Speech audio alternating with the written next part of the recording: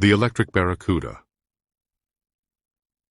In the sprawling neon underbelly of the city of Neo-Paragon, the blinding lights and pulsating rhythms seemed unaffected, if not invigorated, by the stark contrast of the recent military coup. Rain cascaded heavily, washing down the winding and interweaved maze of neon-lit streets, each droplet refracting the city's vibrant glow. These droplets didn't just carry water, they bore the pungent, acidic stench of burning metal and smoldering rubber, a vestige of the new regime's aggressive takeover. Hovercars raced above, leaving brief contrails of neon in their wake, their true forms obscured in the damp fog. Their engines emitted a symphony of soft hums that resonated with the electric heartbeat of Neo-Paragon, becoming a distant melody for its citizens. Lost in this symphony was Caden, a young and audacious hacker armed with a state-of-the-art kinetic energy implant.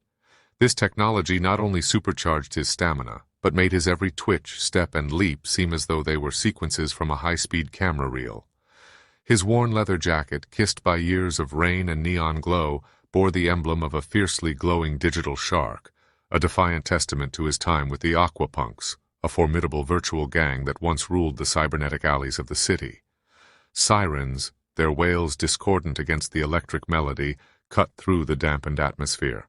Massive holographic screens positioned imposingly overhead illuminated the grim face of the new self-appointed ruler, General Kor. His cold, metallic voice, void of any humanity, echoed through every corner, promising a dystopian order. One where AI-driven enforcers and merciless drones kept every heartbeat, both virtual and real, in check. For the Resistance, time was a luxury they couldn't afford. They needed to mobilize, and the clock was ticking. Caden's mission had always been clear-cut, even if treacherous: infiltrate the colossal central server tower, bypass its intricate security mechanisms, and seed a disruptive code that would flip the loyalties of the drone army to the Resistance. However, as with all operations in Neo-Paragon, nothing was ever truly straightforward. The server wasn't merely tucked away in some guarded room. It was submerged deep within the city's most treacherous waters, overseen by a bioengineered monstrosity. A Barracuda, its DNA twisted and melded with cold, unfeeling machinery. Each of its scales gleamed, half organic and half chrome, rendering prismatic reflections from the neon lights that permeated the water's surface. As he approached the city's vast aquatic expanse, Caden was greeted by the looming silhouette of the central server tower piercing the water's surface. It stood as a testament to the new regime's grandeur and hubris, casting an eerie glow over the water. Taking a moment, he felt the weight of the task ahead, each breath seemingly heavier than the last. Without hesitation, he plunged into the depths below. The initial shock of the icy embrace was jolting, a stark reminder of the fine line between the man and the machines he fought against. Harnessing his kinetic implant, Caden cut through the water, each stroke more powerful than the last, his speed blurring the line between man and missile. But it wasn't long before the aquatic guardian detected the intruder. The Barracuda, with its cybernetic eye scanning meticulously, picked up on Caden's trajectory. It shot toward him, the deadly fusion of biology and technology manifesting in its terrifying velocity. Yet, as it closed in, Caden glimpsed more than just his own distorted reflection in its mechanical eye. There was something else. A small, almost imperceptible port nestled amidst its silvery scales. A potential gateway into the creature's very thoughts and control circuits. A plan began to form in Caden's mind.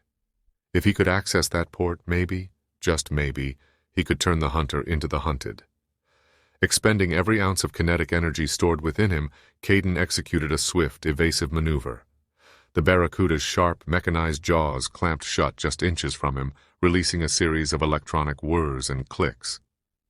Capitalizing on this brief window, he thrust a specialized chip, no bigger than a fingernail, but packed with some of the most advanced code the Resistance had to offer, into the Barracuda's neural port.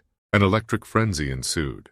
The water became a canvas of pulsating lights, reflecting the intense struggle between the machine's original programming and the invasive algorithm. Ripples of blue and red coursed along the creature's body, representing the binary tug-of-war happening within its circuits. For a heartbeat, it seemed as if the beast's internal systems might shut down entirely, its luminous signals dimming to an almost imperceptible glow. But then, in a surge of defiance, they flared back, brighter and more ferocious than before.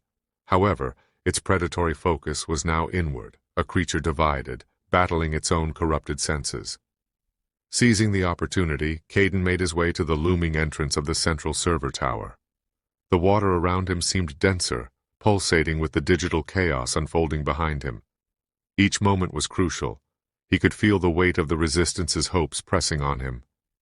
His fingers danced over the entry panel, sending commands to unlock the imposing door. But as he worked, an unsettling epiphany washed over him. The chip wasn't just a tool of disruption. It created a bond, a two-way conduit between him and the biomechanical entity. He felt the surges of energy, the swirls of disorientation, the burgeoning rage, and the underlying tremors of confusion from the Barracuda. It wasn't just machinery he was connected to, but a living, breathing, thinking entity. The fusion of technology and life had left behind a tortured soul, and now he was intertwined with its fate. Within the heart of the tower, the environment shifted from the organic flow of the underwater realm to the abstract geometries of digital space. The walls seemed alive, vibrant with data streams and layered holographic projections recounting the regime's digital dominance.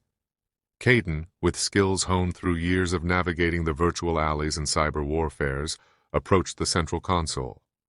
His fingers didn't just dance on the holographic interface, they waltzed, pirouetted, and lunged, swiftly outmaneuvering every security protocol the regime had set in place. With an expertise that seemed almost innate, he bypassed firewalls, decrypted codes, and, within what felt like mere heartbeats, planted the digital seed that would change the fate of Neo-Paragon. Mission accomplished, he jetted from the tower's exit, propelling himself with kinetic urgency towards the beckoning world above. Breaking the water's surface, his lungs hungrily gulped down the night air.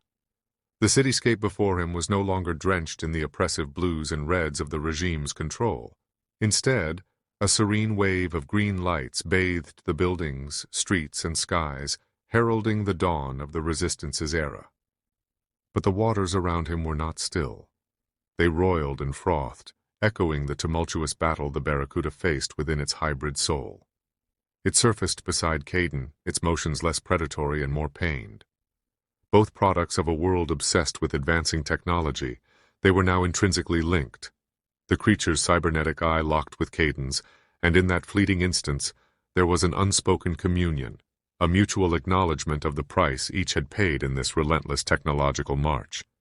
With a final surge of energy, the Barracuda's circuits shorted, and it descended into the watery abyss, its legacy a poignant reminder of the blurred line between man, machine, and nature.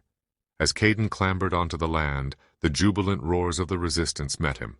Yet even amidst the euphoria of victory, a heavy burden settled in his heart. The digital age, with its triumphs and terrors, was rife with complexities.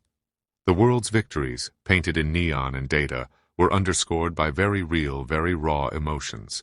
It was a sobering realization that amidst circuitry and code, the most haunting memories would always be those of organic connection, sacrifice, and the unforeseen costs of freedom in this digital dystopia.